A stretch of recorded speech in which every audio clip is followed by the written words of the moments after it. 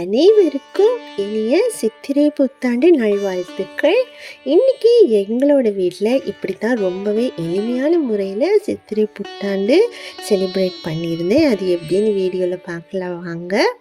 காலையிலே வீடெல்லாம் கூட்டி பெருக்கி தொடச்சி விட்டுட்டு வாசலில் அழகான ஒரு கோலம் போட்டு விட்டுட்டு பூக்கள் எல்லாம் பறித்து உருளி அப்புறம் சாமியெல்லாம் அலங்காரம் பண்ணியிருந்தேன். அப்புறம் பார்த்திங்கன்னா எல்லா சாமி ஃபோட்டோவுக்கும் மஞ்சள் குங்குமம் வச்சுட்டு விளக்குக்கெல்லாம் புதிய மஞ்சள் குங்குமம் அப்புறம் எண்ணெய் திரியெல்லாம் புதுசாக போட்டு ஏற்றிருந்தேன். காசு அப்புறம் பழம் பால் இனிப்புக்கு கேசரி வச்சு இன்றைக்கி சாமிக்கே படைச்சிருந்தேன். இன்றைக்கி என்னோட சித்திரை புத்தாண்டு இப்படி தான் ரொம்பவே சிம்பிளாக செலிப்ரேட் பண்ணியிருந்தேன்.